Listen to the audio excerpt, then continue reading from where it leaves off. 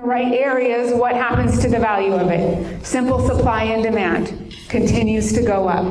$500,000 to $1 million per acre, 2 to 7 million per acre, if you can even find an acre of land.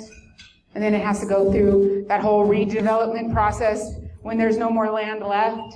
The biggest issue the Bay Area has is lack of available developed land. So you obviously want to get in at the right time. It's much too late in this picture. And that's where we come in. Here's another great example. Walnut Creek, when there were actual walnut orchards, what it used to look like. A couple little homes here and there. Where'd all the land go? No more land left. I could show you a million pictures of this throughout California. It's history continuing to repeat itself. Dublin, California, nothing. Now covered in development, and there's even more happening here that's not even on the picture. So that's what land banking is. Getting in when the land looks very boring. Why in the heck would you buy that? And then it looks like this. That's also in Dublin. I actually know a real estate agent who, she said, 20 years ago, my father told me, buy land. They're not making any more of it. She could have bought 10 acres of land for, how much was it, 10,000? $10,000 to buy a car. No, to buy land. That was a multi-million-dollar mistake. Pay attention to what you do with your money. Where's the money? Not in the car. What's in it for me? We're talking about where's the money? What's in it for you guys? I'm not here trying to sell you land, but that's for sure. We pay very good referral fees. You guys all work with investors out there, investors who want to make a lot of money. I pay a lot of money out to my referral partners. And just so you know, land does not fall under RESPA. Commercial property, vacant land, apartments with 5 or more units, and all cash transactions are not subject to this federal law. So I can pay referral fees. I have been doing it for many years now. So it just gives you guys an additional product to add to your available products to sell. Why just sell the hamburger and fries when you can sell the shake and the salad and the soda too? It's about abundance, right? We're all here for the money? Yes? Yes? Yes? Say it like you mean it, people. I am abundant. Yes. Feel it.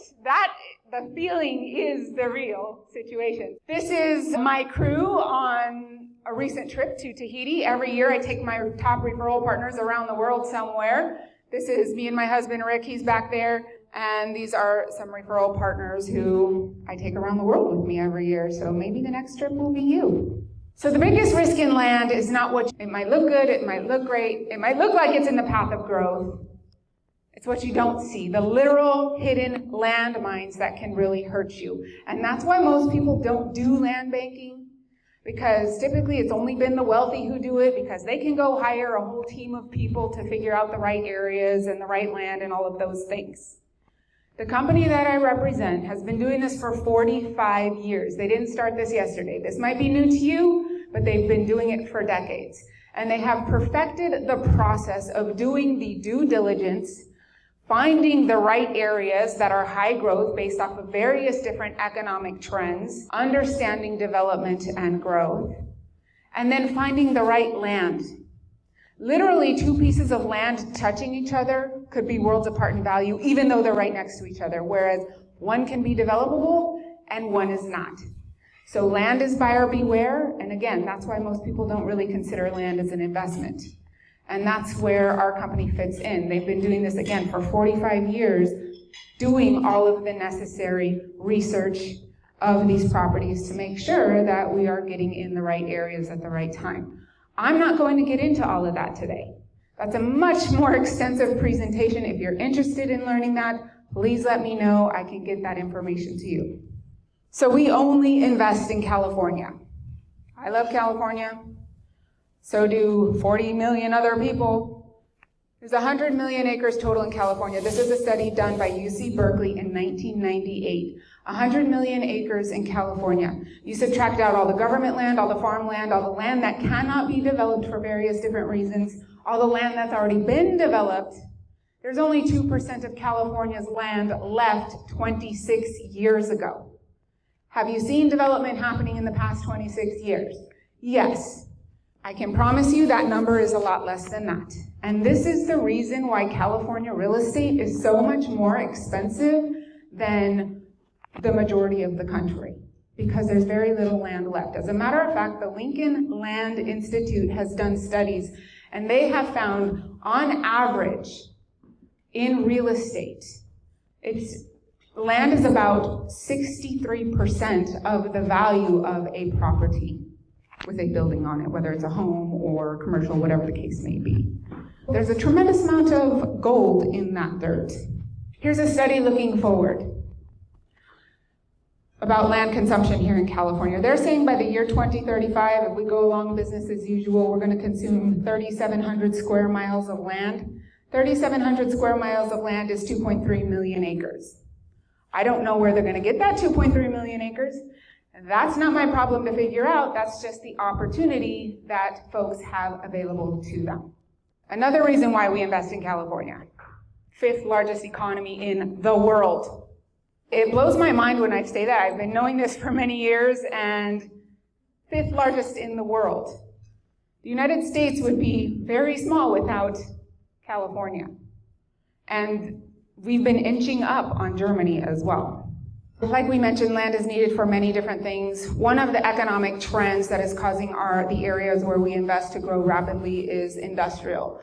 Trade and logistics, manufacturing. California is the gateway to the Pacific. More specifically, the ports of LA and ports of Long Beach in Southern California are the busiest ports in the entire United States. About 50% of goods coming into America is coming through California. I've met a lot of California haters, but they keep buying goods, and all of that has to come through California. If they don't just arrive at the ship and then get sent out, they have to go out to major distribution facilities.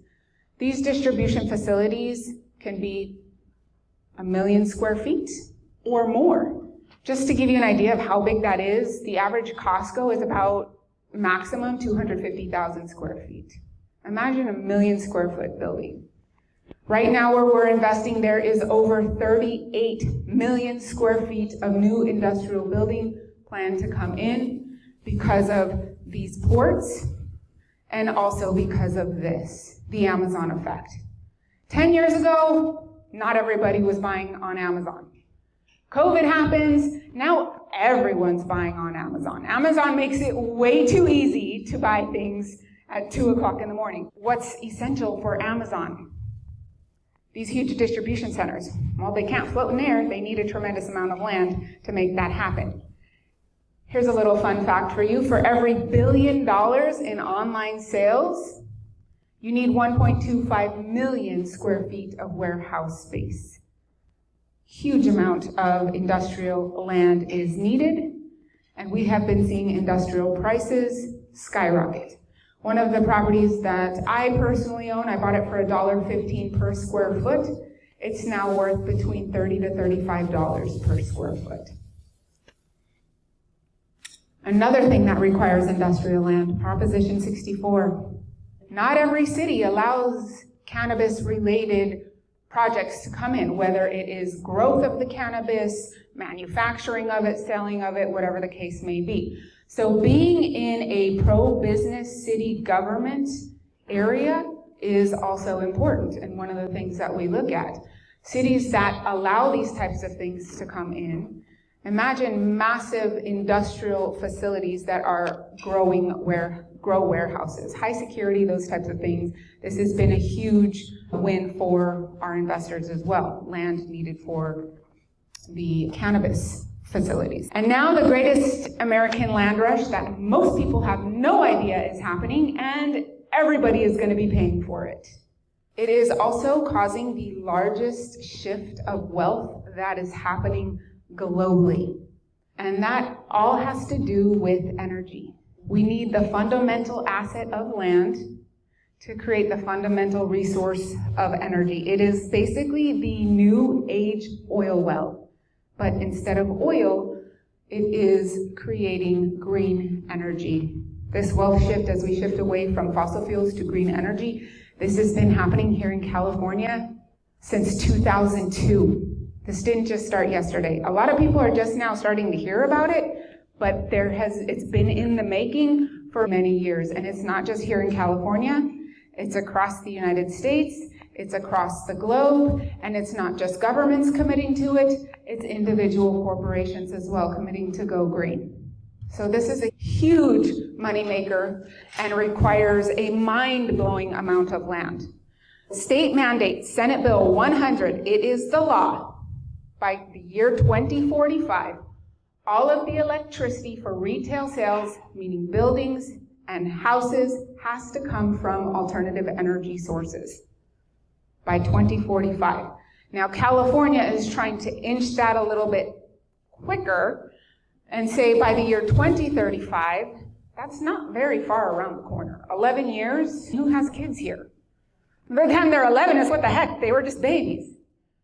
We want to be at 90% renewables by the year 2035. They're not going to buy the land in 2035 to make that happen. They're going to buy that land 4, 5, 6, 7 years ahead of time. So the window of opportunity for this is tremendous, and it's short. Right now, according to the International Energy Agency, more than $1 billion a day is being spent on new solar deployment, and it's actually continuing to rise. This, by the way, is a picture of one of these solar projects that sits on land that our investors either sold or are leasing to these solar developers. And for those of you who aren't familiar with this clean energy trend, just to see how much money is being put into clean energy versus fossil fuels. Fossil fuels are the blue here, this aqua color, and then on the right-hand side is clean energy. So this was in 2015, and now you can see fossil fuel numbers have been going down and clean energy on the rise. By 2024, we're almost double the amount of monies going into alternative energy projects versus fossil fuels. And even more than that is the solar.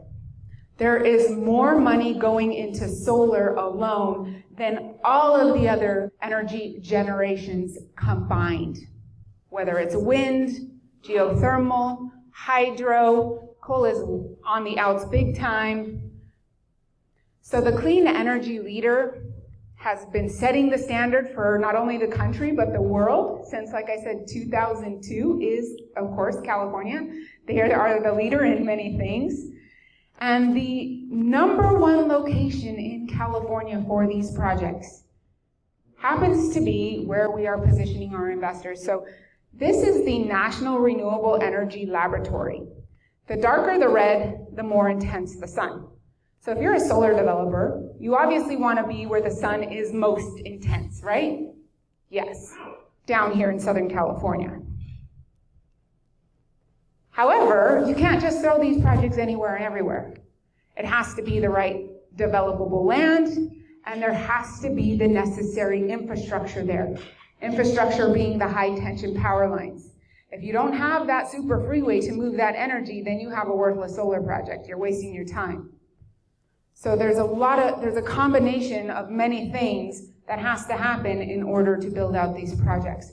That's why we have already seen over $100 billion invested in this area. That's why this area is known as the alternative energy capital of the world. And that's not me making up the name. I think New York Times actually made that name up for this area back in over 10 years ago because so much development was moving in. Again, you need the high tension power lines. The solar developers are calling this area the TEUR, Target Electric Utility Region.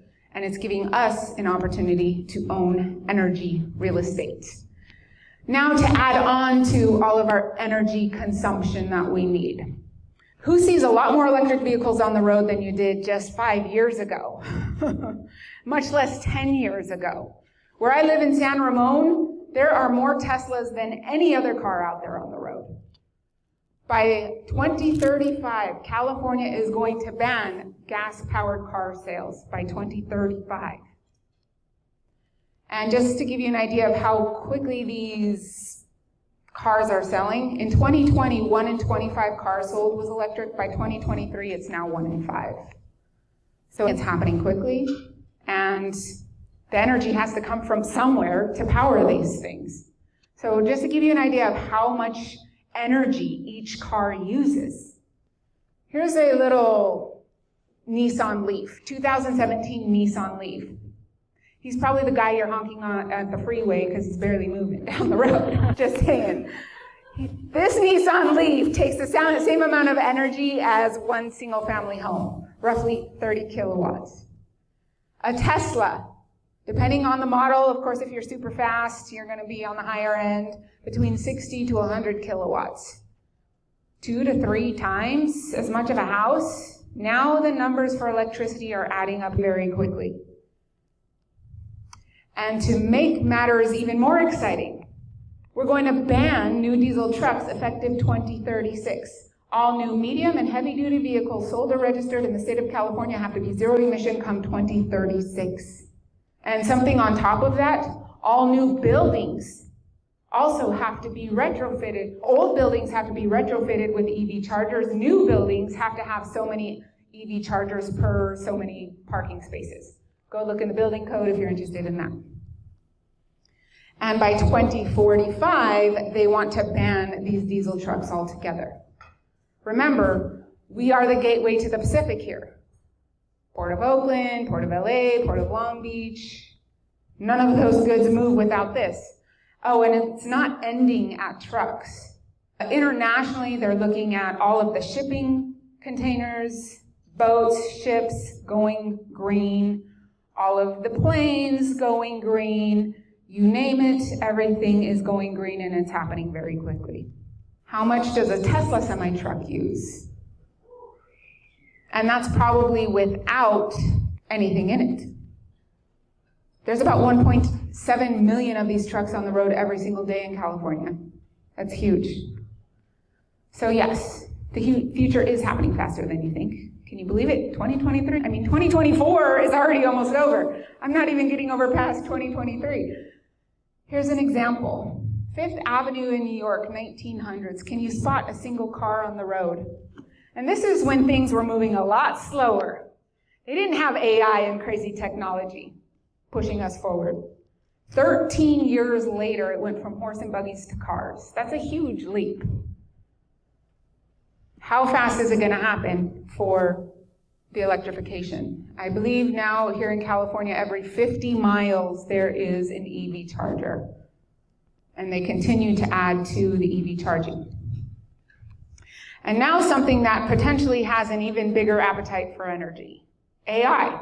It is literally everywhere. It has taken over my phone. I see advertisements wherever it goes. AI. The issue they're not really dealing with is how much electricity it uses. Here's a study that says it costs about 30 times as much energy to generate text versus simply extracting it from a source. So AI versus a regular Google search. 30 times more energy. It's huge. So of course I had to ask AI about it, see what they said. Most AI data centers, by the way, are located in the United States, particularly in the Silicon Valley region. According to a study conducted by researchers at the University of Massachusetts Amherst, an AI search on a language model, GPT-3, can emit over 1,400 pounds of carbon dioxide, whereas a typical Google search only emits 0.2 grams of carbon dioxide. Grams versus 1,400 pounds, you can't even compare that. That's insane. That's how much energy it's using. Here's a little bit more. Amazon, Google, Facebook, all the big tech guys, who, by the way, are corporations who have also committed to going green. Multiple electric utilities now project the U.S. energy demand will rise by up to 5% over the next 5 years. I gotta say, I think that's very low from what we've seen and continue to read about. They did a little check-in on how much energy consumption Google and Microsoft and Amazon are using. Google's energy usage went from 10.5 terawatt hours in 2018. Remember that, terawatt. 10.5 to 22 by 2022. That's 110% in 4 years. Microsoft grew from 11.2 to 18.6, 66% in 2 years. This is happening very quickly. And like I said, with AI, it's like an exponential growth. According to this spokesperson from Amazon, by the way, Amazon did not release their energy consumption figures. Interesting. Amazon told Wall Street Journal that tech industry is building a new data center somewhere in the world every 3 days. Wow. They're saying in a 4-year period, we're looking at 20% increase in energy for data center capacity, and that will double by 2028. In spring of 2024, so here's California doing good by reaching their green energy goals. California set a record of 45 straight days during which the supply of renewable energy sometimes exceeded electrical demand. Replicating California's strategy at the national level would likely be the single most effective way to solve the AI power problem. And again, the #1 location is where we are positioning our investors. AI will gobble up more power domestically than households by 2030. So what does that mean? By the year 2030, they're saying that all the energy used to power homes in America, all of that energy will be equivalent to how much energy is being used by AI. And this is just more information about the rapid growth there. We're looking at electricity growing double by 2026, equaling that of the entirety of Japan by 2026. That's a year and a half from now, less than. So remember I told you, pay attention to this terawatt. Based on the projects we have seen coming into the area where we are investing, it requires approximately 10 acres of land to generate 1 megawatt of energy.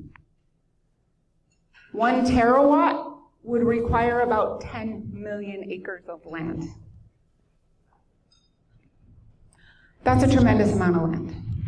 And of course, that's what it's doing to the values. This is another study done in February of 2023, prior to the light shining upon the AI electricity situation. This study found California will need to increase by nearly 5-fold the amount of renewable energy it brings online each year to achieve their goal. This would require 6,280 square miles of land, an area bigger than the state of Connecticut, and likely more land than California has available. The #1 location that I showed you has about 2,200 square miles of land. And not all of that land is developable for green energy. There are communities there, there's government land in there. It's limited, but it's the low-hanging fruit. And it is creating a tremendous amount of gold. Like we talked about, dirt is gold, especially when it's needed for green energy. Now, you're probably thinking, what about all this red over here? Good assumption. This is the area where we're investing. It's triangular in shape because of the way the mountains are formed. It's an actual valley. All this out here, government land, public land, BL land, land that's not going to be developed. There's no infrastructure out there. By the way, see these little checkerboard effect? I don't know if you guys can see it, but there's a checkerboard effect going on here, where there's white and yellow and white and yellow. Here's a little story for you. Back in the day when California was becoming California, and they were building out the railroads, they gave the railroads a present, or the railroad workers a present, I should say. We'll give you guys some land as being good, hard workers. Little did they know, they were saying 1 for you, 1 for us, 1 for you, 1 for us. So now these railroad workers have a square mile of land literally out in the middle of nowhere that's completely landlocked by government land. A little bit of history for you guys. So if you ever are driving out to Las Vegas and land for sale for super cheap, there's a reason why it's so cheap. If you want to go live out there on your little, trailer, that's fine, but it's not going to be developed. So here's some pictures of this area. So you can actually see what's on the ground there. High tension power line, Southern California Edison spent $3.5 billion back in 2010, putting in high-tension power lines out here for one reason: to be able to meet California's mandate, and because they know this is the area for these projects. Then Los Angeles Department of Water and Power came in, spent $600 million putting in their own high-tension power lines because the individual city of Los Angeles decided they wanted to go green as well, on top of California's own goal. And they wanted to become their own energy company. So they built their own high-tension power lines, which are now going through a $4.5 billion upgrade. Why would the cities, the major corporations, be spending billions of dollars on this?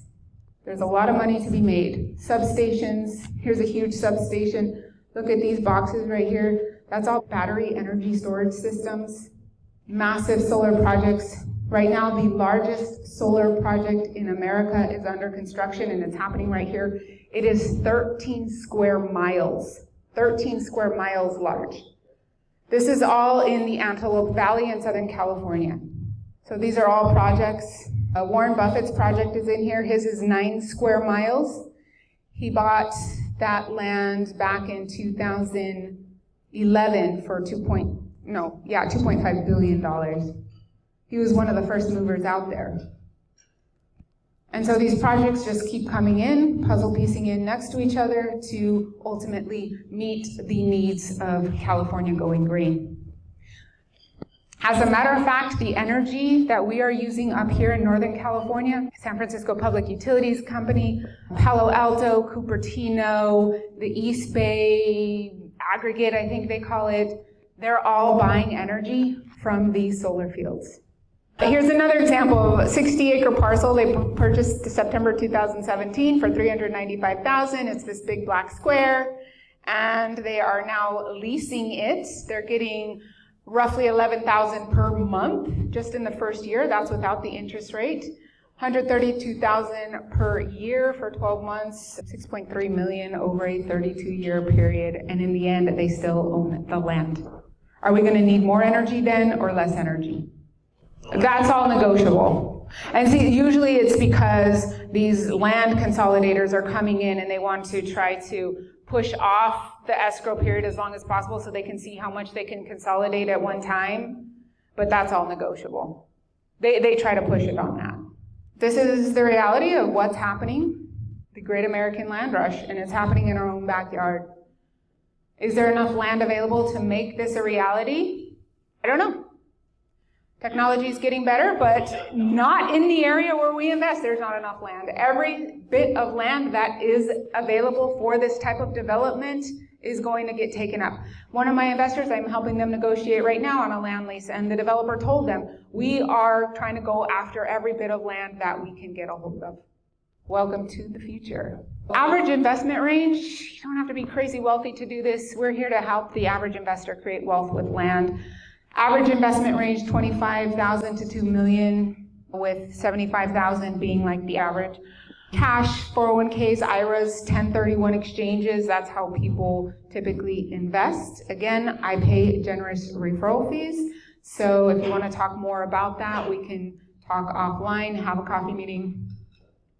If you hear people say things like, I need to do a 1031 exchange, I need to diversify, I want to invest in an alternative investment. I'm sick of tenants, toilets, and termites. My 401k or IRA only goes up when I put money into it.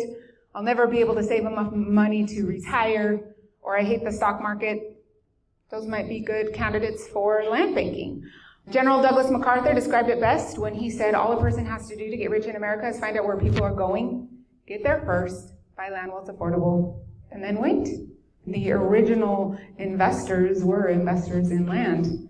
The very first multimillionaire in America actually created wealth this way, in New York, figuring out where the city was going to put infrastructure, buying ahead of it, and now you know what New York looks like. That's my time, everyone. Thank you guys so much for your patience and viewing, and if you have any questions or would like to talk further offline, please let me know.